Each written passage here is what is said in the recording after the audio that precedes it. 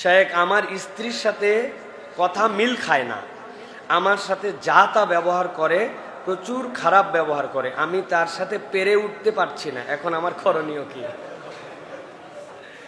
ভাই আপনারা হাসছেন, যার এই অবস্থা সে জানে তার জ্বালা কি। পরিবারের মধ্যে যদি শান্তি না থাকে, আল্লাহ বলছেন যে মাওয়াদ্দাতাও ওয়া রাহমা, আল্লাহ তোমাদের তাদের সাথে একটা শোভনীয় আদরীয় একটা ভালোবাসার সম্পর্ক দিয়েছেন। এই যে ওয়াজআলনা বাইনাকুম মাওয়াদ্দাতাও ওয়া রাহমা, মাওয়াদ্দা রহমা যদি না থাকে তাহলে দুনিয়ার দোজখ হচ্ছে পরিবার। ঠিক না ভাই? আপনি উত্তর বলেন, উনি পূর্ব বলে, আপনি এ কাত হয়ে শুনলে উনি ওই কাত হয়ে শোয়, যার এরকম হয়েছে সে জানে এরকম শান্তি। ঠিক কিনা ভাই? ঠিক যে বললেন, আপনারা বুঝছেন তাহলে না?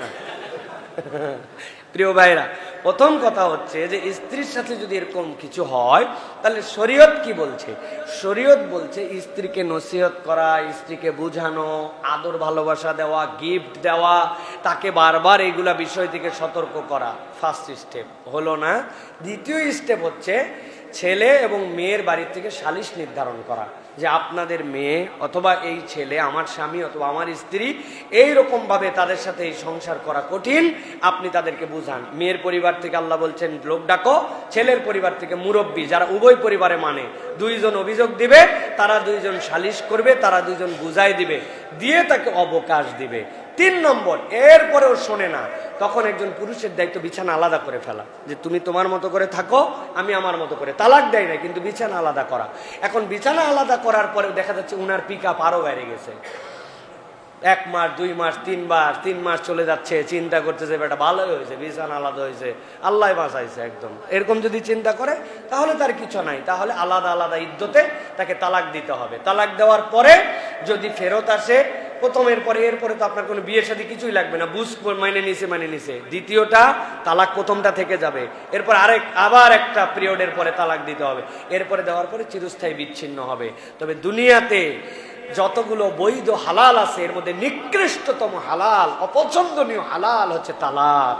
শয়তান সবচেয়ে পছন্দ করে, শয়তানের কাছে রিপোর্টিং হয় দিন শেষে, বলে অমুকের সাথে গন্ডগোল লাগাইছি, তুমুকের সাথে ফাসাদ লাগাইছি, উমুরে কিল লাগায় নাক ফাটায় হালাইছি, অমুকের মিথ্যা কথা বলাইছি। একজন যায় বলে স্বামী স্ত্রীর মধ্যে গন্ডগোল লাগায় তালাক দেওয়াইছে, এগুলো সব বাদ, তুই আমার বুকে আয়। কেননা যখন এটা একদম হাদিসের কথা, যখন সেইটা করে তখন 2টা পরিবার নষ্ট হয়ে যায়, আর শয়তানের এটা অপছন্দ, এরপরে সব এলোমেলো হয়ে যায়। অতএব বলবো আমাদের স্ত্রীদেরকে এবং স্বামীদেরকে সহনশীল হতে হবে। ভাই, পরিবার থাকলে ঠোকাঠুকি হবে, পরিবার থাকলে একটু মন দরাদরি হবে, কিন্তু এরকম ভাবে স্বামীর মনে কষ্ট দেওয়া অথবা স্ত্রীকে চাপে রাখা এটা উত্তম হবে না। শাইখ আহমদুল্লাহর একটা কথা আমি সব জায়গায় বলি, অনেক পুরুষের কারণেও পরিবারের মধ্যে এরকম অশান্তি হয়।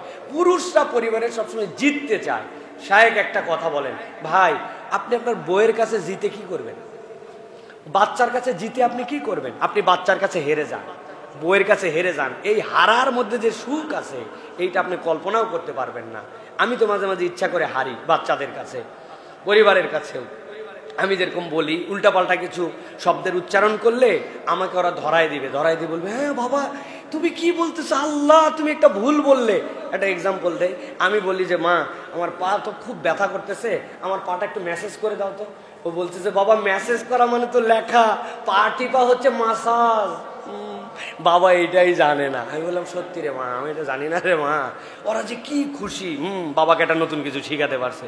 তো এই যে সন্তানের কাছে হেরে যাওয়া, স্ত্রীদের কাছে আপনি বিরাট বিজয়ী, একদম তর্কাতর্কি করে একদম বইয়ের উপরে পণ্ডিত, আপনি এই জায়গায় জিতে আপনি কি করবেন ভাই? এই জায়গায় হেরে যান, যা বলছে মেনে নেন, চুপ করে থাকেন, দাঁতে দাঁত কামড়ায় থাকেন, দেখবেন দিনের শেষে আপনি বিজয়ী হয়ে যাবেন। বিজয়টা সুখ, বিজয়টা ভালোবাসা, পরিবারের সৌহার্দ্য। অতএব স্বামী স্ত্রী উভয়কে আমাদের সতর্ক হতে হবে। আল্লাহ আমাদের পরিবারগুলোকে সুন্দর করে দেন।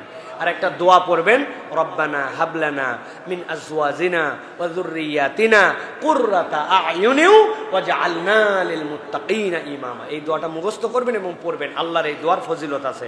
আল্লাহ পরিবারকে সুখী বানায় দেন।